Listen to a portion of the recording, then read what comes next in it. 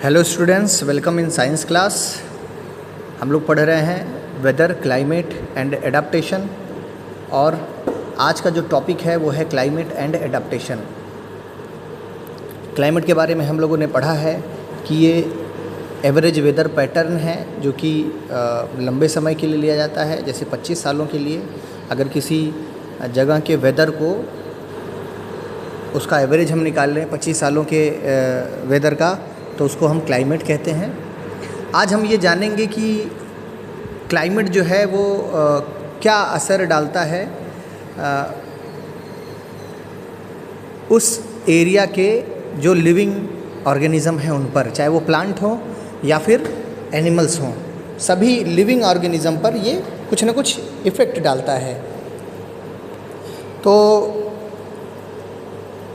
जो एनिमल्स रहते हैं किसी एरिया में रहने वाले, वो वहाँ की जो कंडीशंस होती हैं उस कंडीशंस के हिसाब से एडाप्टेड रहते हैं, यानी कि वो वहाँ पर रहने के लिए अपने आप को ढाल लेते हैं उस कंडीशन में रहने के लिए। जैसे for example animals living in very cold and hot climate, ठंडे और गर्म जगह पर रहने वाले जो एनिमल्स हैं वो उनके शरीर में, उनके अंदर कुछ ऐसी खासियतें आ जाती हैं, उनके अंदर कुछ ऐसे स्पेशल फीचर आ जाते हैं जो कि उनकी रक्षा करते हैं against the extreme cold and heat climate.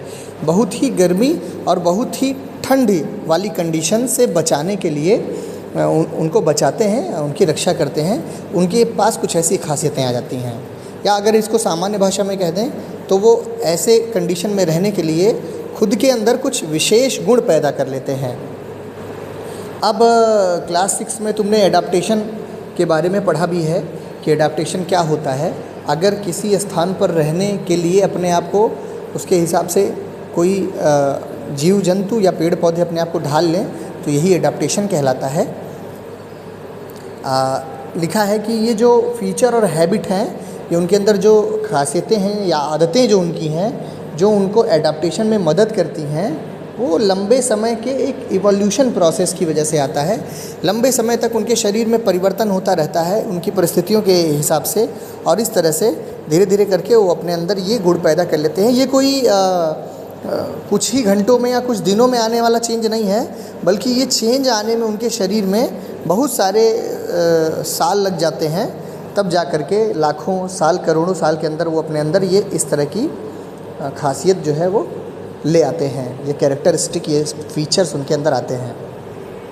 Chapter 9 में आप लोगों ने वेदर के बारे में अभी पढ़ा था, और क्लाइमेट के बारे में पढ़ा था, सॉयल के बारे में, और अभी हमको इसमें केवल एनिमल्स के बारे में पढ़ना है कि एनिमल्स पर किसी भी क्लाइमेट या वेदर का क्या इफ़ेक्ट आता है। तो अगर हम देखें कि अलग अलग जो रीजन्स हैं जहाँ एक्सट्रीम क्लाइमेटिक कंडीशन रहती हैं, एक्सट्रीम का मतलब जहाँ पर बहुत ज़्यादा ठंडक पड़ती है या बहुत ज़्यादा गर्मी पड़ती है, ऐसी जगहों पर जीव जंतु कैसे रहते हैं, वो क्या क्या अडाप्ट करते हैं, उनके शरीर में कौन कौन सी चेंजेस आते हैं, उसके बारे में पढ़ना है। आपके बुक में 2 चीज़ें दी गई हैं, पोलर रीजन और ट्रॉपिकल रेन फॉरेस्ट। तो पहले हम लोग पोलर रीजन और ट्रॉपिकल रेन फॉरेस्ट के बारे में जानेंगे कि ये कैसी जगहें हैं, और फिर इन जगहों पर वो कौन कौन से चेंजेस जो हैं वो आते हैं, इसको हम लोगों को देखना है। तो पोलर रीजन, जैसे कि नाम से पता चल रहा है कि पोलर रीजन का मतलब होता है जो ऐसे प्लेसेस जो पोल्स के पास सिचुएटेड हैं। यानी कि हमको पता है कि हमारे अर्थ में, हमारी जो धरती पृथ्वी है, उसमें 2 पोल होते हैं, नॉर्थ पोल और साउथ पोल। तो इस नॉर्थ और साउथ पोल के आसपास जो एरिया है, जो प्लेसेस हैं, उनको पोलर रीजन कहते हैं, यानी कि ध्रुवीय क्षेत्र कहते हैं।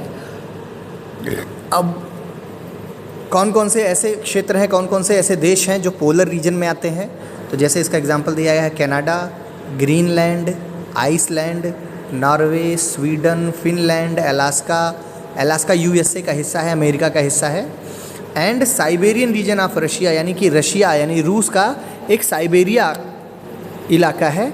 वो ये सारे जो कंट्रीज़ हैं या ये जो सारे रीजन इलाके हैं वो आते हैं पोलर रीजन में, यानी कि ये पोल्स के आसपास पाए जाते हैं। और इसी तरह से ट्रॉपिकल रेन फॉरेस्ट यानी कि विषुवतीय वर्षावन जिसको हम लोग कहते हैं, ये कहाँ कहाँ पाए जाते हैं? ये इंडिया में पाया जाता है, मलेशिया में, इंडोनेशिया में, Brazil, Republic of Congo, Kenya, Uganda और नाइजीरिया। यानी कि ये जो ट्रॉपिक है, ये ट्रॉपिक्स के आसपास का रीजन होता है। हमको पता है कि ट्रॉपिक ऑफ कैंसर और ट्रॉपिक ऑफ कैप्रिकॉर्न ये दो ट्रॉपिक्स हैं जो कि इक्वेटर के दोनों तरफ पाए जाते हैं। तो ये ट्रॉपिकल जो लाइन जाती है अर्थ से होकर के, उस लाइन के आसपास जो कंट्रीज़ हैं वो ट्रॉपिकल रीजन्स कहलाते हैं। और इसमें जो रेन फॉरेस्ट हैं यानी कि वर्षावन, यानी कि यहाँ पर क्योंकि बड़े पैमाने पर बारिश होती है तो यहाँ पर जंगल बड़े बड़े पाए जाते हैं। तो इन जो रेन फॉरेस्ट हैं इनमें जो एनिमल्स पाए जाते हैं या जो प्लांट्स पाए जाते हैं उनके अंदर किस तरह के चेंजेस हैं, उन्होंने अपने आप को उस परिवेश में, उस माहौल में, उस एनवायरनमेंट में अपने आप को कैसे ढाल लिया है, इसके बारे में हम लोग पढ़ेंगे इस चैप्टर में। तो पहले हम लोग पढ़ेंगे पोलर रीजन्स के बारे में कि पोलर रीजन्स क्या हैं। तो पोलर रीजन एक एक्सट्रीम क्लाइमेट कंडीशन वाला रीजन है, क्योंकि यहाँ पर बहुत ज़्यादा ठंडक पड़ती है। ये हमेशा साल के सभी समय जो हैं वो स्नो यानी बर्फ़ से ढके रहते हैं और यहाँ पर पूरे साल बहुत ज़्यादा ठंडक पड़ती है, लगभग पूरे साल। लगभग लिखा हुआ है कि for 6 months the sun does not set at poles. कह रहा पोल्स पर जो है वो लगभग 6 महीने तक सूरज जो है वो छिपता ही नहीं है। और other 6 months sun does not rises, और अगले 6 महीने तक सूरज उगता ही नहीं, यानी 6 महीने का दिन और 6 महीने की रात होती है। ऐसा वहाँ का क्लाइमेटिक कंडीशन है। ठंडक में कह रहा है कि यहाँ का जो टेम्परेचर है वो -37 डिग्री सेल्सियस तक चला जाता है। और यहाँ पर जो जीव जंतु रहते हैं वो इतनी ठंड को बर्दाश्त करने के लिए उनको ठंड को बर्दाश्त करना पड़ता है, इतनी ख़तरनाक ठंडक को बर्दाश्त करना पड़ता है। इसके लिए वो एडाप्ट रहते हैं, यानी कि उन्होंने अपने आप को उसके हिसाब से ढाल लिया है ताकि वो इतनी ठंडक में एक साथ रह सकें। जैसे एग्जांपल के लिए कहा गया है पोलर बियर और पेंगुइन, ये दो ऐसे मेन एनिमल्स हैं जो इस रीजन में पाए जाते हैं। पोलर बियर्स आपने देखा होगा, नहीं होगा आप, अगर आपने देखा है तो ज़रा एक बार गूगल इमेज पर सर्च करिएगा, गूगल पर लिख करके पोलर बियर इमेज, तो आपको दिखाई देगा कि बियर मतलब होता है भालू। तो ये पोल्स पर पाए जाने वाले भालू होते हैं जो बर्फ़ में रहते हैं। और अगर हम इनको ध्यान से देखेंगे तो इनका शरीर जो होता है वो सफ़ेद रंग का होता है, क्योंकि इनके शरीर के चारों ओर वाइट कलर के फर पाए जाते हैं, सफ़ेद रंग के बाल पाए जाते हैं। और इन सफ़ेद बालों के नाते ये जो सफ़ेद स्नो होती है वाइट कलर की, वहाँ जो बर्फ़ होती है उसमें जल्दी दिखते ही नहीं हैं, यानी कि उसमें घुल मिल जाते हैं, उसमें जल्दी दिखाई नहीं देते हैं।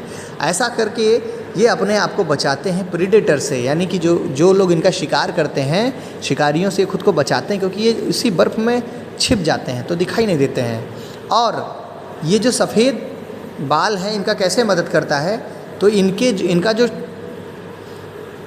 शिकार है, यानी कि ये जिनको खाते हैं उनको, जैसे छोटी सील वगैरह मछलियाँ हो गई और दूसरी चीज़ें हो गई जो मछलियाँ हैं, उनको ये खाते हैं तो वो जल्दी इनको देख नहीं पाती हैं और ये उनके पास तक पहुंच जाते हैं और इस तरह से वो उनको पकड़ लेते हैं। तो सफ़ेद बाल शिकारियों से बचने में, यानी प्रेडेटर्स से बचने में, और जो इनका शिकार है वो भी नहीं इनको देख पाता है, तो दोनों तरह से मदद करते हैं।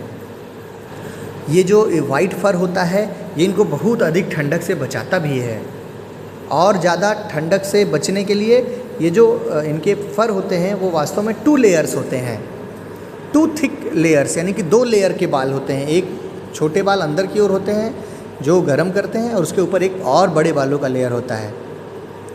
इसके अलावा फिर भी ठंडक बहुत ज़्यादा होती है तो उससे बचने के लिए इनके स्किन के अंदर जो है वो फैट पाया जाता है, यानी कि वसा की एक लेयर पाई जाती है जिसको हम चर्बी कहते हैं। तो स्किन के अंदर मोटी चर्बी पाई जाती है जो कि इनको वेल इंसुलेटेड बनाती है, यानी कि ठंडक से बचाव के लिए पूरी तरह से इनको तैयार बनाती है। और एक और कारण है कि ये ठंड से बचते हैं क्योंकि ये धीरे चलते हैं, बहुत तेज़ नहीं चलते हैं और बहुत दूर तक नहीं चलते हैं, थोड़ी दूर चलने के बाद थोड़ा रेस्ट करते हैं ताकि इनके शरीर से बहुत ज़्यादा एनर्जी या बहुत ज़्यादा इनका फ़ैट बर्न ना हो जाए, क्योंकि अगर ये फ़ैट यूज़ हो गया तो उनको ठंड लग सकती है। इसीलिए वो बहुत तेज़ी से एक्टिविटी नहीं करते हैं, केवल तेज़ी से एक्टिविटी तभी करते हैं जब इनको शिकार करना होता है।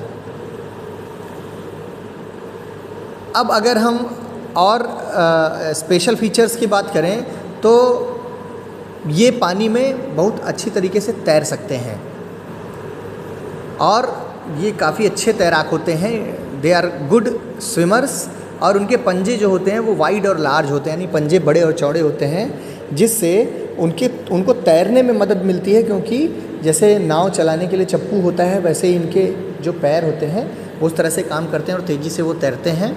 और बड़े और नुकीले पंजे होते हैं जिससे वो बर्फ़ में भी धंस जाते हैं और आराम से चल सकते हैं, यानी कि बर्फ़ पर फिसलते नहीं हैं वो। जब वो पानी के अंदर तैरता है तो अपने नाक को वो बंद कर सकता है, उस पर एक लिड जैसी पाई जाती है जिसके नाते उसका नाक बंद हो जाता है और लंबे समय तक पानी के नीचे तक रह सकता है, 15-20 मिनट तक, आधे घंटे तक पानी के नीचे रह सकता है और वो इस तरह से मछलियों का शिकार करता है। इसके अलावा इसकी सेंस ऑफ स्मेल यानी सूंघने की क्षमता बहुत तेज़ होती है, जिससे ये दूर से ही अपने शिकार को सूंघ जाता है कि इसका शिकार कहाँ है। और ये बहुत दूर तक देख नहीं सकते, इनकी आंखें बहुत दूर तक नहीं देख सकती हैं, तो इनके सूंघने की क्षमता बहुत अच्छी होती है, सेंस ऑफ स्मेल बहुत अच्छा होता है, जिससे ये सूंघ करके अपने शिकार का पता लगा देते हैं। तो इस तरह से इनके अंदर ये ढेर सारी खासियतें होती हैं, कैरेक्टरिस्टिक्स होते हैं, जिसके कारण ये पोलर रीजन में रहने के लिए वेल अडॉप्ट होते हैं। ठीक है ना। अब यहाँ एक डायग्राम दिया गया है, देखिए, और इस डायग्राम को अगर आप ध्यान से देखेंगे तो इसके अलग अलग कैरेक्टरिस्टिक के बारे में पोलर बियर के लिखा गया, आपके बुक में आप देखिएगा तो लिखा गया कि इसका जो वाइट कलर का फ़र होता है उससे उसको क्या फ़ायदा होता है, उसके जो लंबे पॉज होते हैं उससे क्या फ़ायदा होता है, उसके पास गुड सेंस ऑफ स्मेल होती है उससे उसको क्या फ़ायदा होता है। ठीक है ना। और उसके अंदर एक थिक लेयर ऑफ फैट होती है, उससे उसको क्या फ़ायदा होता है, तो उसको ठंड से बचाने का काम करती है, उसको शिकार करने में सब मदद करते हैं। ये सब अलग अलग तरह के उसके अंदर ये खासियतें पाई जाती हैं जो पोलर रीजन के अलावा और जगहों पर पाए जाने वाले बियर्स में इस तरह की खासियतें जनरली नहीं पाई जाती हैं। वो वाइट कलर के फ़र नहीं होते, उनके ब्लैक कलर के फ़र होते हैं या ब्राउन कलर के फ़र होते हैं, जिसको हम ग्रिजली बेयर भी कहते हैं, वो ब्राउन कलर का होता है। तो इस तरह से हम लोगों ने देखा कि बेयर के अंदर कौन कौन सी वो कैरेक्टरिस्टिक होती हैं। अगर हम इस फिगर को ध्यान से देखेंगे तो यहाँ हमको पेंगुइन्स दिख रही हैं। ये पेंगुइन है, ये एक तरह की बर्ड्स होती हैं जो पोलर रीजन में पाई जाती हैं। पोलर रीजन में पाए जाने वाले जो एनिमल्स होते हैं उनकी खासियत ये भी होती है कि वो कलर्ड नहीं होते हैं, वो ब्लैक या वाइट कलर के ही होते हैं, क्योंकि जनरली पोलर रीजन का जो बैकग्राउंड होता है वहाँ जो दिखाई देता है वो वाइट या ब्लैक कलर का ही होता है। तो इनको छुपने में मदद करता है ऐसे में ब्लैक और वाइट कलर, यानी कि उसमें वो आसानी से अपने आप को छिपा सकते हैं। और इसके अलावा पेंगुइन्स में और क्या खासियतें होती हैं, तो ये इनके जो पंख होते हैं तो वो उड़ने में मदद नहीं करते हैं, वो इनको तैरने में मदद करते हैं। वो फिन जैसे हो जाते हैं, तो जैसे मछलियाँ तैरती हैं ये पानी में बहुत तेज़ी के साथ तैर सकते हैं। और इनकी स्किन पर भी थिक लेयर ऑफ फैट पाई जाती है, जिससे ये ठंड से बचते हैं। और ये साथ ही में अगर हम ऐसे देखें ध्यान से तो देखो, दो पेंगुइन्स साथ में मिल करके खड़े हैं। तो ऐसे ही पेंगुइन्स जो होते हैं वो एक झुंड में खड़े होते हैं, एक दूसरे से काफ़ी पास में खड़े होते हैं। तो इससे वो क्या करते हैं, अपने शरीर की गर्मी को वो बाहर नहीं निकलने देते हैं और इस तरह से वो गर्म हो जाते हैं। इस ठंडी जगह पर भी एक साथ सट के खड़े होते हैं तो उनको एक दूसरे से गर्मी मिलती है। तो ये अगर हम पंजे को देखेंगे तो अगर हम ध्यान से देखेंगे तो इनके पंजे भी यहाँ नीचे देखो, यहाँ बना हुआ है, इनके पंजे भी जैसे बतख के पंजे होते हैं डक के, वैसे ही होते हैं। इनको भी तैरने में मदद करते हैं और बर्फ़ में चलने में भी मदद करते हैं। तो नुकीले होते हैं और वाइड होते हैं, यानी चौड़े होते हैं, जिससे तैरने में और बर्फ़ में खड़े होने में इनकी मदद करते हैं। तो इस तरह से हमने देखा कि कैसे पेंगुइन और पोलर बियर दोनों के अंदर ऐसी खासियतें होती हैं जिसकी वजह से वो आसानी से पोलर रीजन में रह सकते हैं। एक्सट्रीम क्लाइमेटिक कंडीशन में, एक्सट्रीम कोल्ड में, भयंकर ठंडी में भी वो अपने आप को बचा सकते हैं। तो ये उनके अंदर खासियतें आती हैं। और भी कुछ जानवर हैं जो पोलर रीजन में पाए जाते हैं, जैसे लिखा हुआ है कुछ खास तरह की fishes, musk oxen, reindeers, foxes, seal, whale और बर्ड्स, ये सब भी पाए जाते हैं। और इनके अंदर भी कुछ ना कुछ ऐसी खासियतें होती हैं जिससे वो उतने ठंड में सर्वाइव कर सकते हैं। कुछ बर्ड्स ऐसी होती हैं जो इतनी ज़्यादा ठंड में सर्वाइव नहीं कर सकती हैं, तो वो क्या करती हैं कि जब बहुत ज़्यादा ठंड का मौसम शुरू हो जाता है वहाँ पर, तो वो वहाँ से माइग्रेट कर जाती हैं, यानी वहाँ से उड़ करके वो उन जगहों की ओर जाती हैं जो जगहें आमतौर पर थोड़ी गर्म होती हैं, ठीक है ना। जैसे वो इंडिया की ओर आ जाती हैं या जो इक्वेटर्स है उसकी ओर वो जाती हैं और तब तक रहती हैं जब तक कि उनका जो रीजन है वहाँ पर, जो पोलर रीजन है वहाँ पर ठंड कम नहीं हो जाती है। यानी कि वहाँ विंटर जब ख़त्म हो जाता है तो ठंड का मौसम तो ठंड वहाँ काफ़ी कम हो जाती है, तो फिर वो वहाँ वापस लौट जाती हैं। जैसे हम लोग देख रहे हैं कुछ माइग्रेटरी बर्ड बनी हुई हैं आपके स्क्रीन पर। ये देखिए क्रेन है सारस, ये साइबेरिया से आता है, इसको साइबेरियन क्रेन बोलते हैं, रशिया की ओर से आता है। हज़ारों हज़ार किलोमीटर की दूरी तय करके इंडिया में आता है और प्लेसेस जैसे राजस्थान, गुजरात आदि तक आते हैं, भरतपुर में, हरियाणा में और नॉर्थ ईस्ट के कुछ वेटलैंड्स में, असम, मेघालय, मणिपुर जैसी जगहों पर और भारत के और भी इलाकों में, हम लोगों के इलाकों में भी बहुत सारे माइग्रेटरी बर्ड आते हैं। जब वहाँ भयंकर ठंडक पड़ती है तो वहाँ से अपने आप को बचाने के लिए वो हमारे इलाकों में चले आते हैं। इस जो प्रक्रिया है यानी अपने आप को ठंड से बचाने के लिए और सूटेबल प्लेसेस तक मूव करने की जो प्रोसेस होती है बर्ड्स के द्वारा, इसको माइग्रेशन कहा जाता है और इन सारी बर्ड्स को माइग्रेटरी बर्ड्स कहा जाता है। जैसे कभी आप अगर इलाहाबाद जाइए तो संगम तट पर आपको सफ़ेद रंग के बहुत सारे पक्षी दिखाई देंगे, वो भी माइग्रेटरी बर्ड्स हैं। वो हमारे यहाँ के पक्षी नहीं हैं, वो भी एक्सट्रीम क्लाइमेटिक कंडीशंस से बचने के लिए हमारे देश में आ जाते हैं और कुछ तो यहाँ अच्छा कंडीशन पा करके यहाँ रह भी जाते हैं। तो इस तरह से, और तुमको पता है माइग्रेटरी बर्ड जो होते हैं वो लिखा हुआ है यहाँ कभी कभी तो 15,000 किलोमीटर दूरी तक भी जो है तय करके वो दूसरी जगहों तक जाते हैं और और वो जनरली काफ़ी ऊंचा उड़ते हैं और जहाँ उनकी मदद करती है हवा इनको ऊंचा उड़ने में, ठीक है ना। और उड़ने में क्योंकि मसल्स काम करती रहती तो शरीर में हीट बनती है, तो ये हवा जो होती है उसके शरीर की हीट को कम करके उनको उड़ने में भी मदद करती है। और ये इतने दूर तक कैसे ट्रैवल कर ले जाते हैं, ये अभी भी इस पर रिसर्च चल रहा है। बहुत सारी डॉक्यूमेंट्रीज़ भी हैं डिस्कवरी चैनल और दूसरे चैनलों में, इसको भी तुमको देखना चाहिए अगर कहीं मिले तो।